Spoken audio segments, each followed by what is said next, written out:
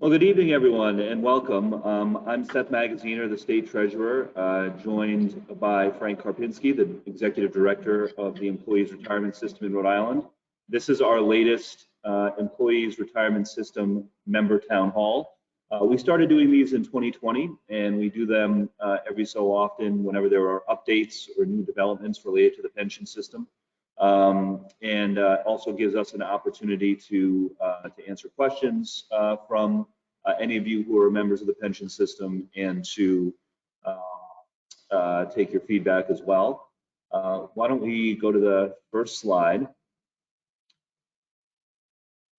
We always start these town halls with a value statement, which is that every Rhode Islander deserves retirement security, and especially those who have spent their careers serving the community. So that's all of you who are on this town hall, who are members of the state pension system, have devoted your lives to serving the state as teachers, as nurses, police officers, firefighters, town employees, state employees. In one way or another, every one of you has devoted your lives to service. And our job at the retirement system is to serve you and to ensure that you are able to retire with confidence and with comfort and to be secure in that retirement.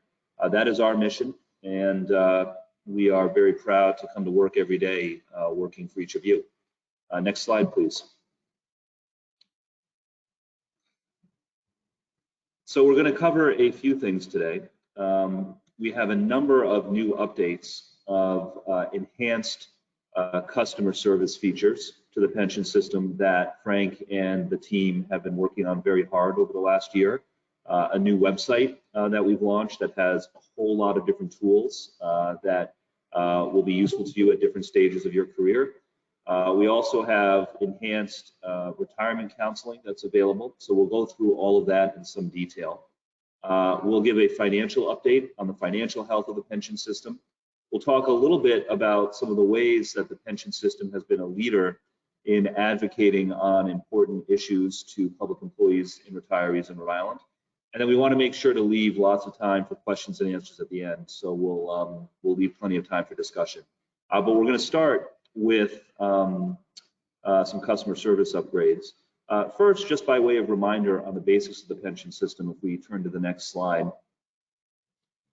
So the Employees Retirement System of Rhode Island is the primary source of retirement income for 60,000 Rhode Islanders and their families. We serve state employees, roughly 11,000 who are still employed by the state, and another 11,000 who are retired state employees. We serve close to 25,000 active and retired public school teachers, more than 10,000 general municipal employees, more than 2,500 active and retired police and firefighters, as well as judges and state police, active and retired. So altogether, over 60,000 Rhode Islanders who have spent their lives, who have spent their careers serving the state. And it is our job to make sure that each and every one of you has a secure retirement. So let's move to the next slide, and I'm going to hand it over to Frank in just a second. We have been working very hard over the last year on a new website for the system for the first time. This is the first new website in how long, Frank? Probably 15 or so years, maybe longer. 20 years. 20 years. Much overdue improvement, and one that we're very excited about. There's a range of different resources that are available. This is where you can go if you're an active employee to get a projection for when you will be eligible to retire and get your pension, how much that pension payment will be. It's where you can go to designate who your beneficiary will be if you pass away and you want to leave your benefit to a loved one. It's also sort of your one-stop shop for all kinds of information about the retirement system, both your personal retirement benefit and then the information having to do with the system overall. So I'm going to hand it over to Frank now, who can give us a tour of the new site and some of the features of the new website that could be most useful to each of you. So go ahead, Frank. All right, we're going to go ahead and switch over to the website page. Can we get that? Share?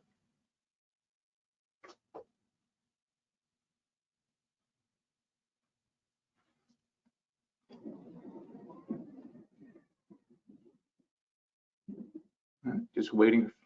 Can you see that now, Frank?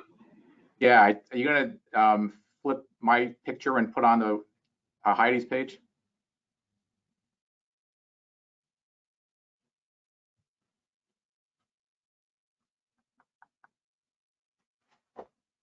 It looks like she's sharing the website. Do you not see that? Is that up on top? Okay. All right, so thanks for coming tonight. Yes, as the treasurer said, this was one of the treasurer's points that he wanted to have us put together. And it is our new active site. It's been live since June. So let's take a couple of slides down and we can see what you can find. Let's go to active members if we could. So what you'll see there is you can find some data on what our age and service requirements. And if we can click on that page, on the retirement eligibility. And what you will see there is information on your benefit types. You'll see information on service requirements, different presentations that are inside there. There's a lot of good information to be available to see under retirement eligibility. The next screen we want to get to is when you can navigate to planning for retirement. Planning for retirement is something we've put there. Probably if you just recently seen our newsletter, there was a graphic inside there, but inside there you can find your information on calculating benefits, which will give you a link to go to our portal. As the treasurer said, once you get into the portal, you can do your estimate work there. You can also inside here go ahead and request a one-on-one appointment. And as you scroll a little bit further down, you'll see some of the group presentations. So if you're a teacher or a state employee and you kind of want to see what our counseling team will be showing you, you can see that information there and kind of get a good sense of some of the documents that are available and some of the other parts. But the important part is that we're trying to get to help so you can plan through retirement. And actually another easy way that you can get that is from the home page. There's a little box there that says I want to, and then you can go back and say schedule an appointment, and you can see it's on there. It says what can we help you find, so you can get right there. So it's a couple different ways you can get there. If you're doing your planning and you want to say, gee, I'd like to talk to somebody, great. If you're saying, hey, I just want to go ahead and get somebody, you can get right to the front page and go through. What's on there is if you are 3 years away from retirement, you can go ahead right there and fill in the information beneath there. That'll come right to us. If you're 12 months, we're going to ask you to give us a call because we know you're a little more important to you. You want to get there sooner than later. But again, they're one-on-ones. We can do them in person. We can do them through videos. We can do them through phone calls. We can do whatever it is to help a member get that information for them. We're going to then go ahead and navigate to the changes in your life or job.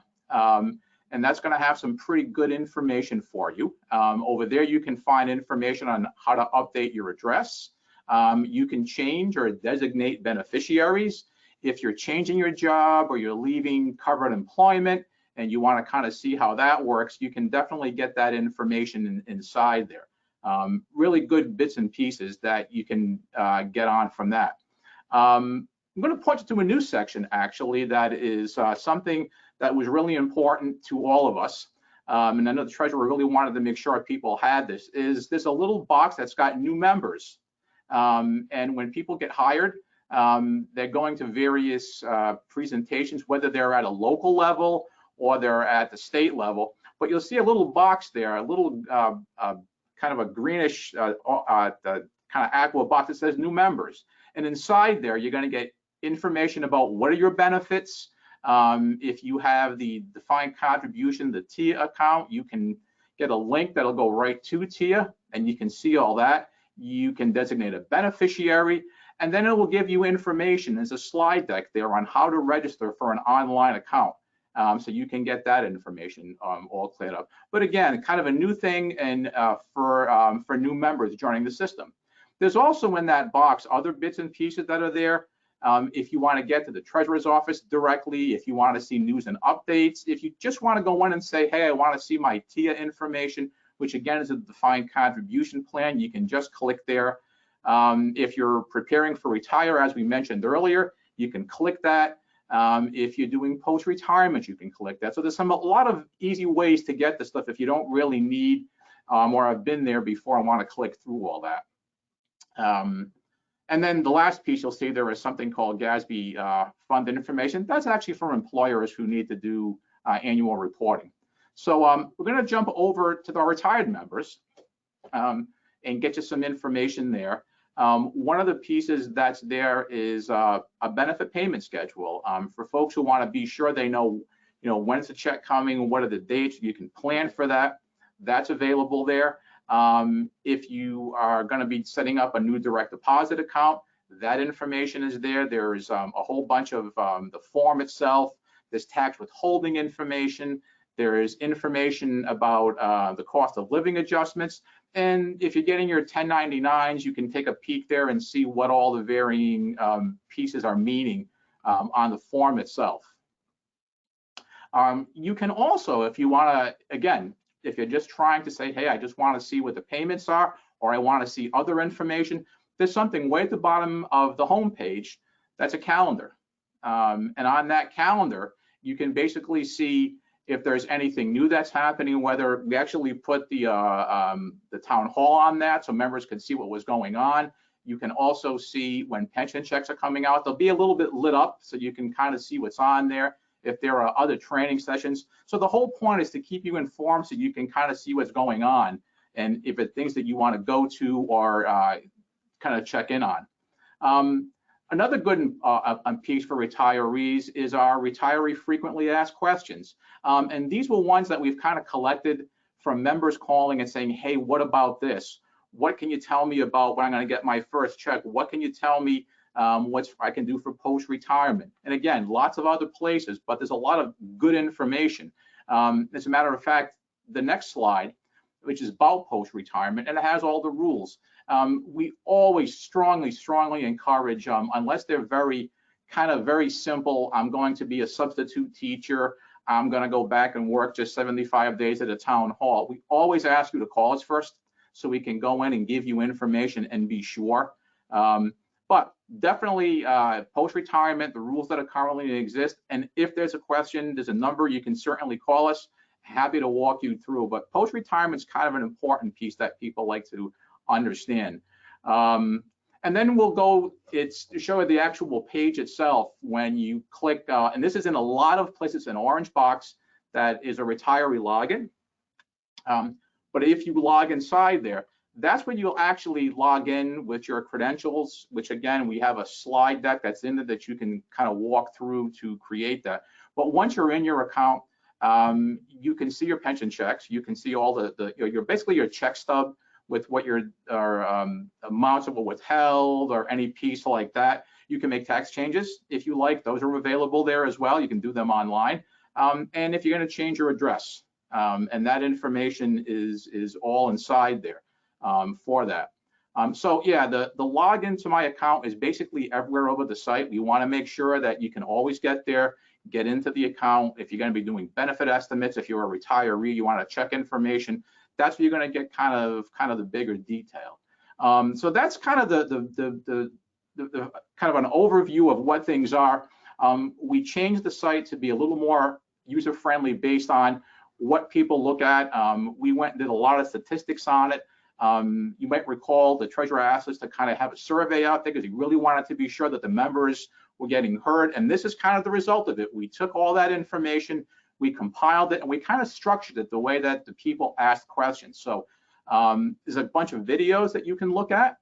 Always take a peek. We always will put something in there and try to update it in terms of how to fill out a particular form, how to navigate through the site for a bit, how to make any kind of changes, but we'll always have stuff out there if you want to be able to kind of say, hey, how do I do this? What can I see? So that's our new site. We're excited about it. Had a really positive hit rate.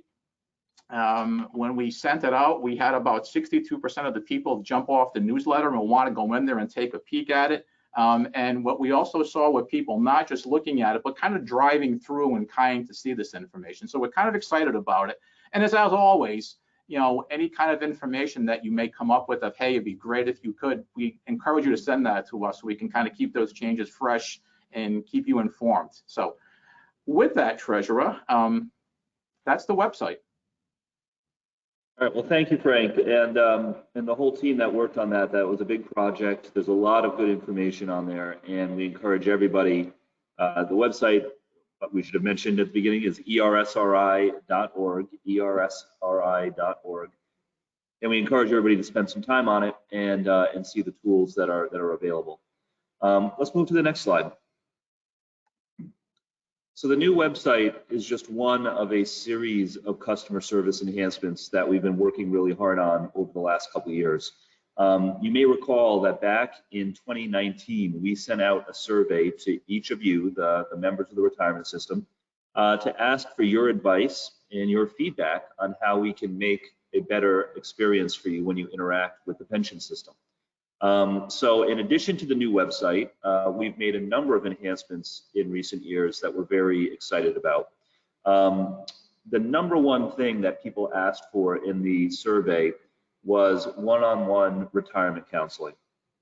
The ability to speak to one of our retirement counselors one-on-one, where they can answer personalized individual questions about your retirement benefit. We've been phasing in one-on-one counseling over the last year and a half in response to your feedback. We started out with making counseling available one-on-one for people within 1 year of their retirement eligibility date. We have now, based on the success of those meetings, we've now expanded it to being available to all members within 3 years of your projected eligibility date. So if you think that you're going to be able to retire this year or next year or the year after, you can reach out to our office and schedule a one-on-one meeting with the retirement counselor. And we're going to talk more about that in a bit. But at those meetings, the counselors can give you a more exact estimate of what your benefit amount will be, a more exact estimate of exactly on which day you'll be eligible to retire, and answer any other questions you have about the process of transitioning to retirement. So one-on-one counseling is one of the enhancements that we've now introduced. Anyone within 3 years of your projected retirement date is eligible. Another thing that we've really focused on is speeding up the time that, speeding up how quickly recent retirees get their first pension check. And again, I have to give great credit to Frank and the team who worked really hard on this. As recently as 2019, more than a quarter of people when they retired had to wait at least 2 months to get that first pension check. And that can be really hard because of course you're retired, so you're not earning your salary anymore. And having that gap of time before the first pension check came could be a real burden to people. And on our end, on the retirement systems end, a lot of time those delays were because the employers, the cities, the towns, the school districts, etc., were slow to get us the information that we needed to process that first check. And so Frank and the team have been working really closely with all the employers, the towns, the school districts, the state agencies to streamline the system. And now more than 95% of retirees this year have received their first check in less than 60 days. And I believe we just got the update today that for the first time, maybe in decades, there is currently no one whose application for retirement has been waiting for more than 45 days. So we made real progress in speeding up the time that people get that first check. We talked a little about the website already, and Frank mentioned this, but the website does have a handbook with anything and everything that you would want to know about your retirement benefit, how it's calculated, how it works. So that's another new feature, the member handbook that was just completed in the last year or two that's available on the website. The website also has a video library where we will be putting up new videos from time to time. answering frequently asked questions. And the team has also been working really hard with employers, again, school departments and cities and towns and state agencies, to make sure that all of the HR officers at these employers are up to date and knowledgeable of the pension system, and also been working with unions to make sure that that they are up to date with information on the pension system, so that if you go to your employer or to your union with questions about the pension system, they'll give you the best possible information.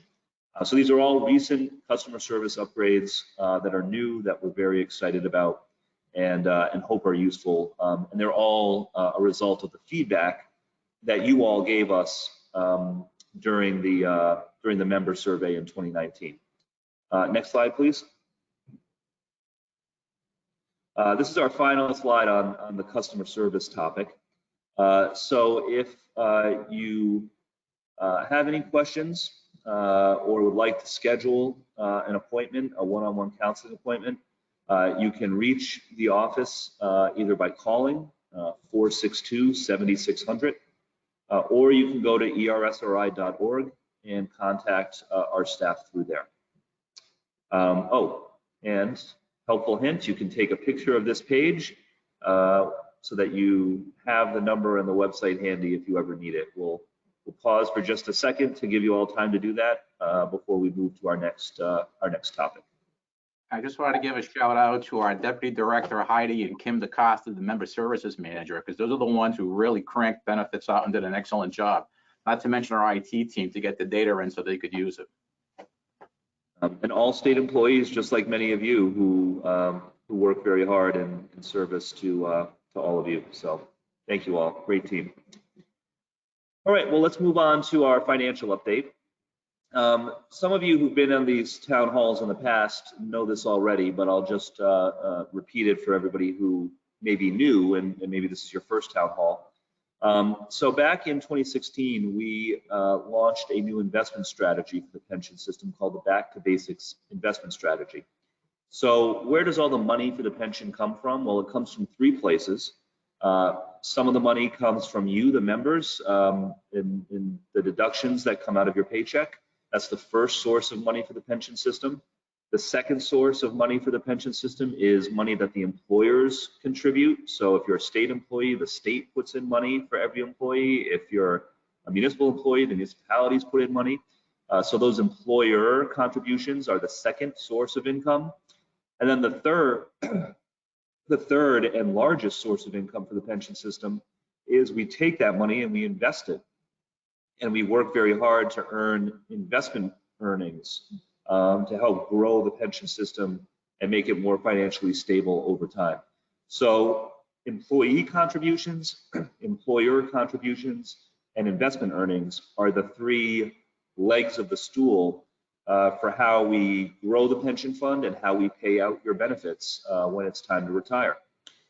So how we invest the money is very important. This is one of the key variables to making sure that the pension system is financially secure for many years to come.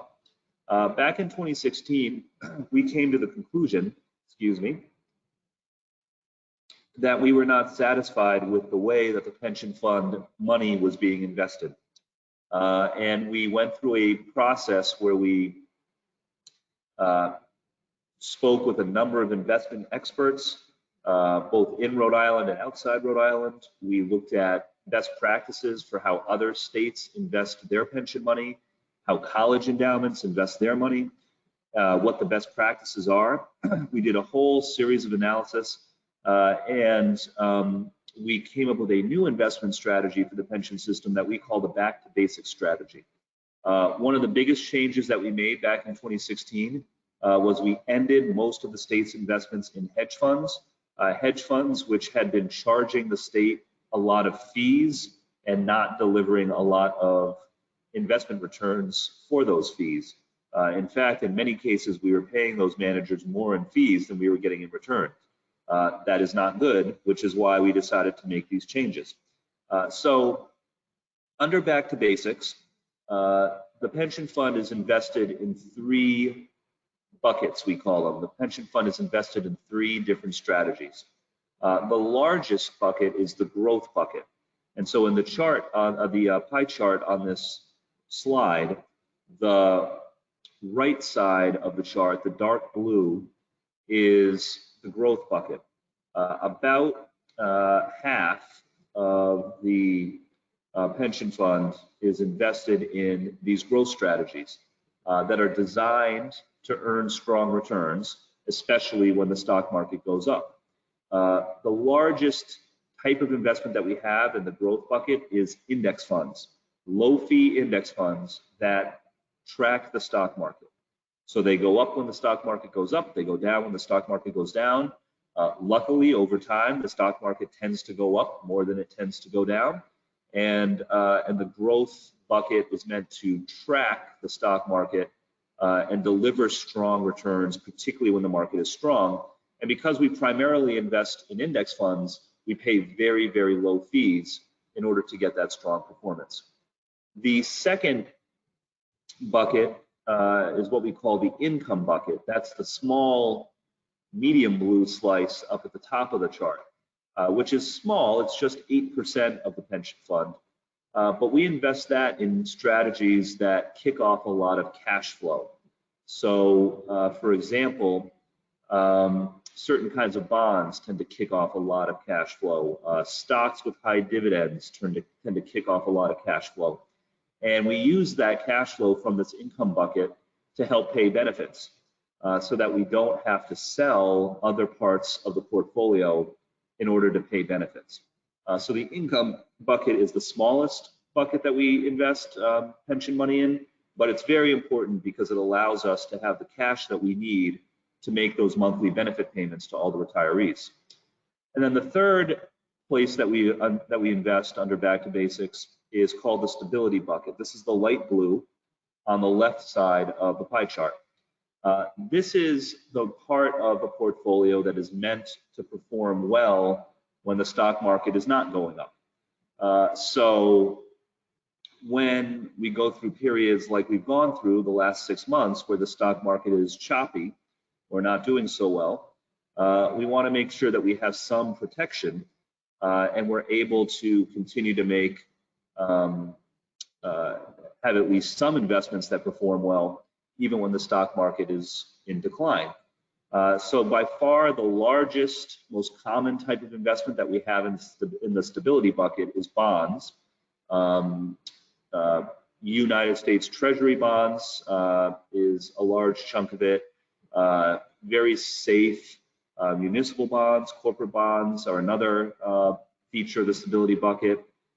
Certain types of stable, low risk real estate is in the stability bucket.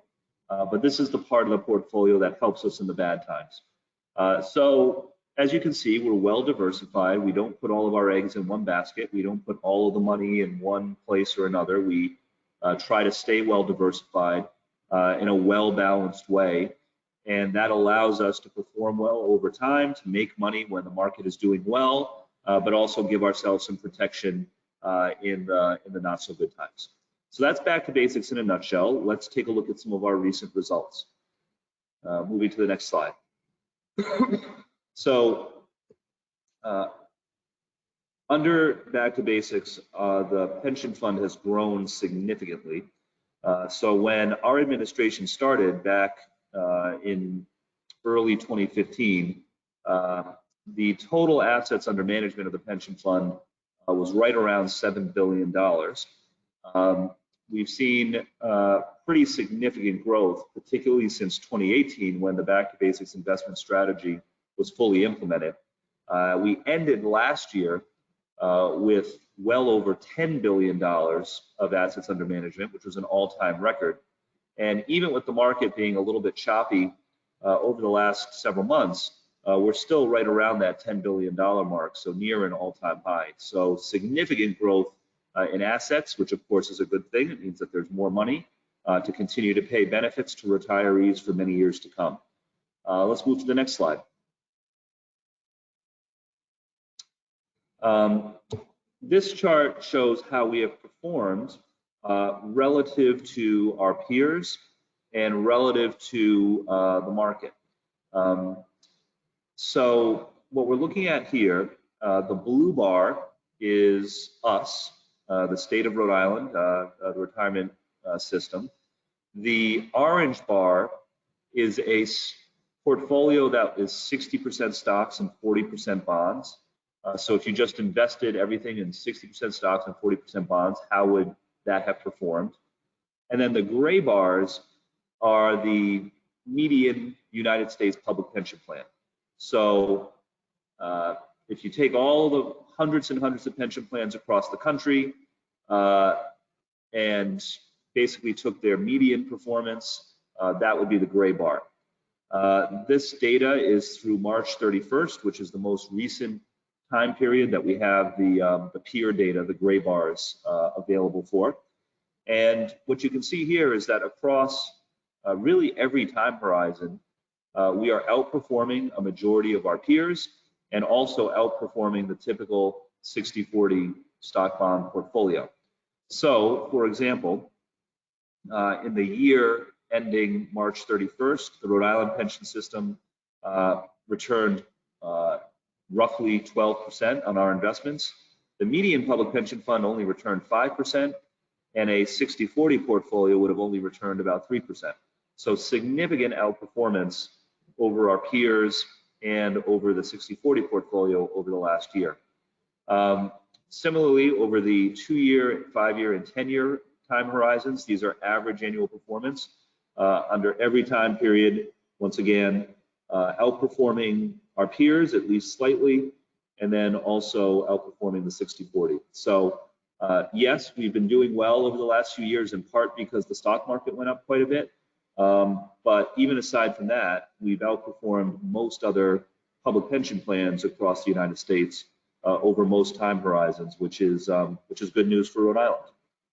So we'll move to our last topic and then open it up to questions and discussion.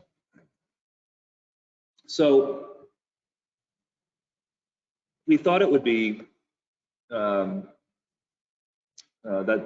all of you would like to know how we are handling certain hot button issues in the way that we invest the pension fund. As we just went over, the pension fund, we have over $10 billion invested in stocks of companies all across the world, invested in bonds of companies and governments all across the world. We truly are global investors, and that gives us a lot of power and a lot of influence to use our position as investors to push for more responsible behavior.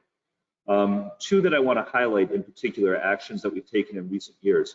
The first, earlier this year, March 2nd, the State Investment Commission, which sets the policy for the pension fund, unanimously agreed to end the pension fund's investments in Russian financial assets. This is following Russia's invasion of Ukraine.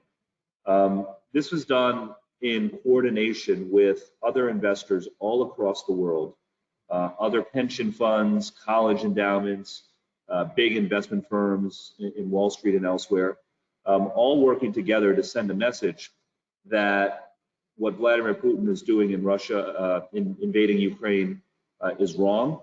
It does not align with our values of democracy and peace and freedom, and it's dangerous because certainly if Putin is successful in invading Ukraine and others around the world are watching, there's a real risk that he will not stop there. He'll attempt to invade other peaceful countries, democratic countries, and other dictators around the world will begin to do the same thing, which would be bad for the world, but also bad for the pension fund, because investing tends to work best when you have freedom and democracy and not war and autocracy. And so for the good of the pension fund, but also the good of the wider world, we felt that it was the right thing to do to join the global boycott of Russian financial assets. That went into effect back in March, and almost immediately, Russia, as a result of this global boycott, which we are a part of, almost immediately Russia was forced to shut down their stock market and still have not been able to fully reopen their stock market. So that's a sign that this global boycott that we are a part of is working, that it is inflicting financial pain on Russia as a consequence for the invasion of Ukraine. And I think that everyone in Rhode Island should feel good about the fact that we are a part of this global movement to inflict these sanctions on Russia as a result of this terrible invasion. We're a small part of it, of course, because we're a small state, but we're a very active part of it, and I think that's something that all Rhode Islanders should be proud of. The second shareholder action that I want to highlight, back in 2020, Rhode Island became the fourth state to end our investments in companies that make assault weapons for civilian use. This was something that we deliberated on for a long time, but we did it in large part because of the feedback that we got from many of you, members of the pension system. Unfortunately, we have this epidemic of mass shootings all across the country, and it's public employees that are often on the front lines. Teachers in particular, also state and municipal employees, have often been targeted and been the victims of these terrible mass shootings. While we believe in the Second Amendment and the Constitution, we do not believe that weapons of war, military-style weapons, belong in schools or in government offices. And as a result, again, in response to the feedback of many of you, our members, we decided to join some other states in ending our investment in these assault weapons, given the prevalence of these terrible mass shootings all across the country.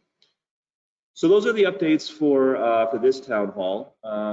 We wanted to leave plenty of time for questions and answers, so we'll move to that now. Some of you submitted questions in advance, which we have. Others, if you would like to submit a question now, you can do it by entering it in the chat box. In the box that says questions. And we will begin. I think Frank and I will kind of trade off here. So let's see.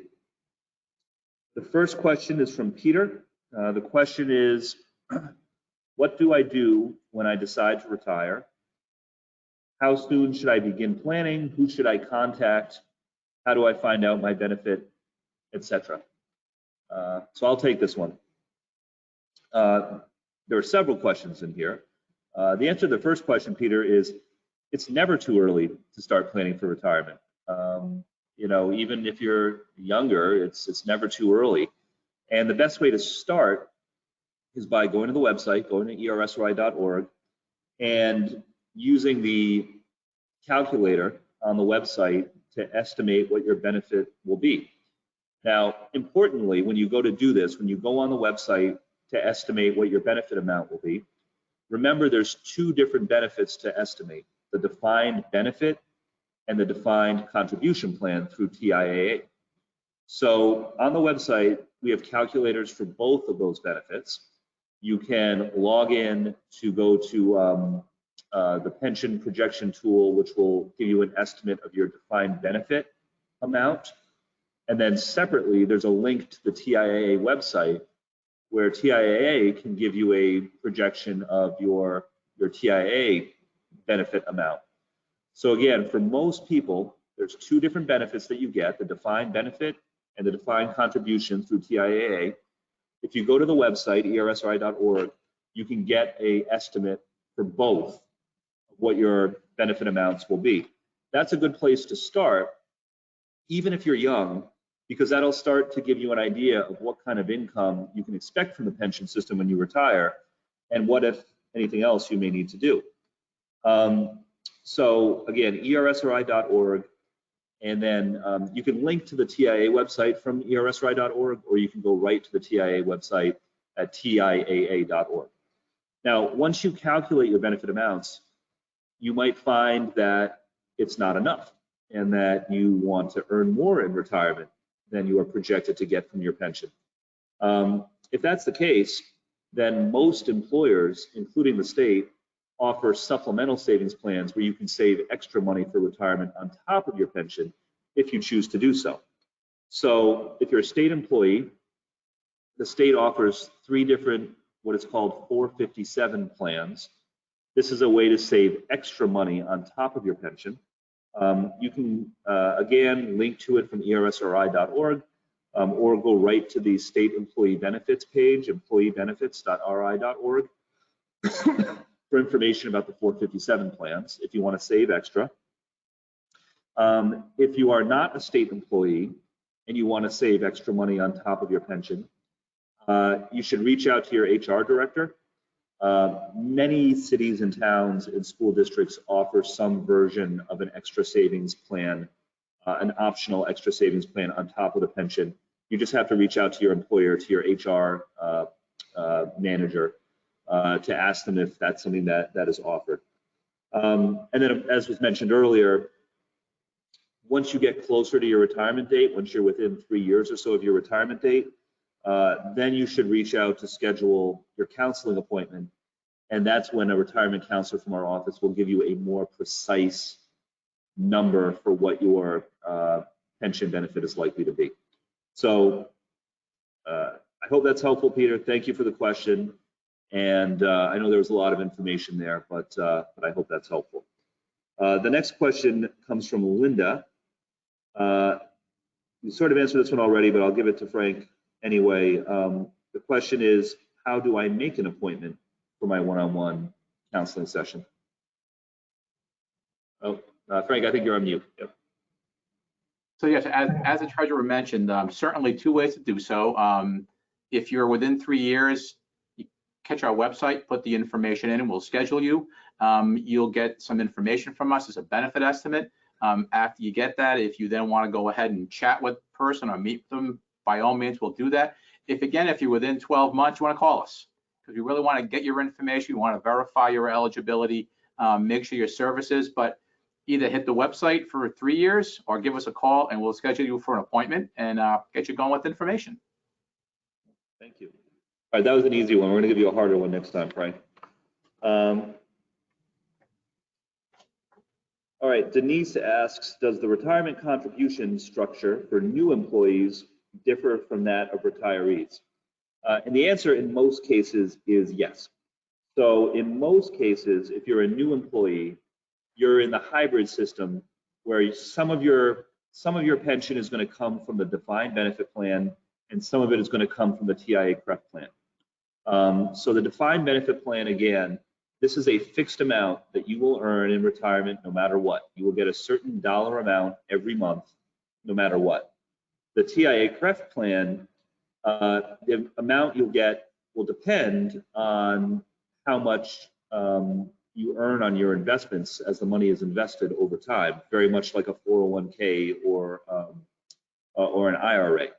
So a defined benefit where you earn a certain amount every month no matter what, and a defined contribution where the exact amount you get will depend on your investment earnings while you're employed up until you retire. So that hybrid system where you have 2 different benefits, almost all new employees have that hybrid system. Most active employees have that hybrid system. Most retirees do not. Most retirees have only a defined benefit and do not have the TIA-CREF plan. There's other differences as well, but that's probably the biggest difference, is that if you are a new employee or you're an active employee, you really have 2 retirement plans, the defined benefit and the defined contribution through TIAA, whereas most retirees just have the defined benefit. There are other differences also that the member handbook can tell you about if you want to go on to the website and take a look at the handbook. All right, next question for Frank from Lisa. I have worked 32 years as a public school teacher and would like to work at one of the state colleges. Does my pension transfer over if I do this, or do I lose out if it means a lower salary? So yeah, if you transfer across to become a teacher at one of the colleges, your service credits follow you to go through. And even if you are earning fewer dollars in that job, the important part is when we find your 5 years, It's basically 130 pay periods, so it may not be the time that you're at URI or at one of the other state colleges. Might be the time when you're a public school teacher, but you'll earn service credits. You can continue on earning. High five will be where you currently are or whatever the high that piece is, but they basically follow you through the entire system. Great. All right, so the next question is from Ellen. Do you see any time soon when retirees will receive a cost of living increase, a COLA? So the answer is yes. So most municipal employees, most MERS employees are already receiving annual COLAs. For state employees and teachers, under the state law, state employees and teachers receive cost of living increases every 4 years until the pension system is 80% funded, at which point the COLA comes back every year. So we've been doing the increases every 4 years. Luckily, as I mentioned earlier, investment performance has been strong, so we're actually running a bit ahead of schedule in when we're projected to reach 80% funded and the annual COLA will return. We don't know the exact date yet. It'll depend on our investment performance in the future. But certainly, I think within the next handful of years, most retirees will receive a COLA, probably a significant one, excuse me. And as far as whether the COLA can return sooner, that would require the state legislature to pass a law bringing it back sooner. Under current law, once again, most municipal employees are already receiving it. Most state employees and teachers will receive it when the fund is 80% funded, which will be probably a handful of years from now, but not much longer than that. This is a related question, so I'll take this one too, from Jack. Has any thought been given to using some of the state's surplus money to give a one-time payment to teachers and others who are waiting for a cost of living increase? I think it's a great idea. You're right. I mean, I can tell you as state treasurer, the state does have a significant surplus, budget surplus this year. I would love to see some of that money go to an extra payment for retirees. The cost of living, of course, has increased significantly, especially over the last year. The cost of everything has gone up, and I would love to see retirees get a payment from the state surplus.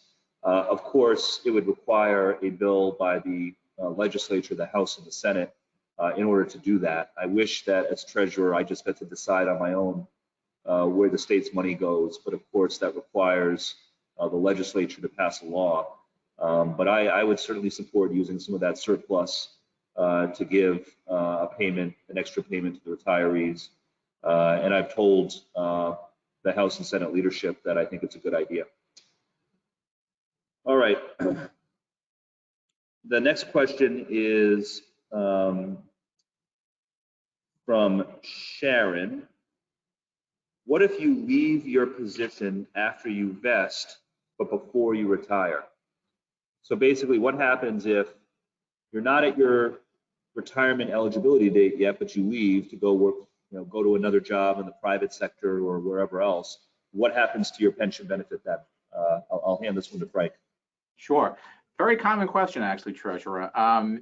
If you leave, you got to be sure you're vested. Number two, you want to contact us to be sure that we have the right eligibility date, because if it's only 5 years of vested, it's a little easier, but not unusual. Some folks may have more time down the road. What happens is your benefit is basically going to be calculated on that day, so to speak, in terms of what your high five are, how many years of service you have, and then we will give you that eligibility date. So in the simple example, if you had 5 years and you were a new employee, your retirement is Social Security normal retirement age. So if you come back Social Security normal retirement age, we'll be using your salary when you had the 5 years and the 5 years of service credit. So it basically gets frozen until you reach that date, and then you start getting paid. All right, thank you, Frank. So you'll still get a pension at your retirement eligibility date, but it'll probably be less than it would have been if you would continue to work for the state. And actually, and I think it's important to remind people too, you still need to put in in order to get that benefit, you still need to put in your paperwork to apply for the pension, just like everybody else does. So when you reach that age, you should go on the website or reach out to our office to get the paperwork to get that benefit. Linda asks, when will the pension projection tool work on the website? I'm glad that you asked this. So again, just so everybody knows what Linda's talking about, one of the features on the website on ERSRI.org is there is a tool that you can use to project what your benefit amount will be for the defined benefit plan, and also project the date that you will be eligible to retire. That feature is live on the website for most people, but not for everyone. And the reason for that is that many years ago, before Frank or I or any of us were here, many years ago, there was a series of data glitches, and a number of people's data for how long you worked and when you started and what your salary was entered into the system incorrectly.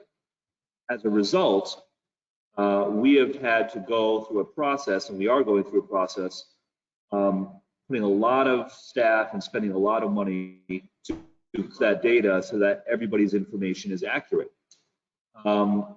But we don't want you to go on the website and use the calculator tool, the pension projection tool, if we think there's a chance that the information that it gives you might not be correct. So we've temporarily taken it down for people who we think there's a chance that the information in the system for you might not be correct. If you go on the website and the calculator, the pension projection calculator is there, it means that we're pretty darn sure that your information is correct, or at least is very likely to be correct. If it's not up, then it means there's a chance that your data in the system might not be correct. We are working on fixing it. You don't need to do anything. We have a lot of staff and a lot of resources going to cleaning up the data for every single account holder. But until we're pretty sure that it's correct, we're going to keep the calculator tool off of your page, because we don't want to run the risk of somebody going on and using the calculator and getting the wrong information about when you would be eligible to retire or what your amount would be. So it works already. The calculator does for most people. Over the coming months and beyond, we will activate the calculator for everybody else as we clean up your data or validate that your data is correct. But it's just going to take a little bit of time for us to get to everyone. All right, we have time for a couple of more. So I'll give the next one to Frank. The next one is, can I take distributions before reaching my retirement age, and what are the consequences? So can you start getting payments before you retire? And I think, Frank, if you could answer this for both the defined benefit and the defined contribution, that would be helpful.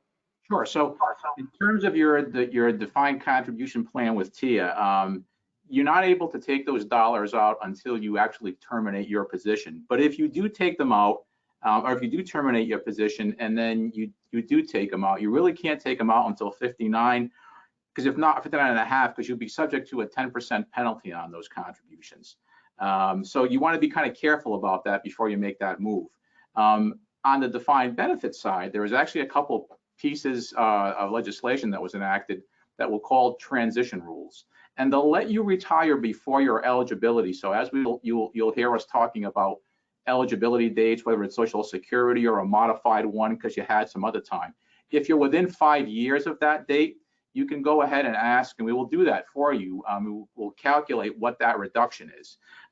It's 9% for the first year, and it can be up to about 38% for if you take the 5-year reduction. But you can certainly take that benefit and have the reduced benefit. It is the same benefit. It doesn't change when you get older, because people will ask us that question. So it is the same. But you can certainly go out earlier, and then you can certainly go back and look at your TIA, but you kind of want to check the 59 age and make sure you're okay there. Well, thank you, Frank. I think we have time for, we'll do two more because we're coming up on the hour here. Deb asks, can I increase my contribution to the defined contribution plan, the TIA-CREF plan, or do I need to wait for open enrollment? And then she also asks, how often do we review the retirement system's investments to determine if there should be changes? So I'll take these. Can you increase your contribution to the defined contribution plan, the TIA-CREF plan? The answer is no, you can't increase your contribution, but what you can do instead, if you're a state employee, you can start a 457 plan. That's that thing I mentioned earlier that allows you to save extra money. It's very similar to the defined contribution plan. It works the same way. It's just a separate account. So you can, if you're a state employee, you can save extra through the 457 plan. If you're a teacher or a municipal employee, you should reach out to your HR director to ask if they offer something similar. Most of them do.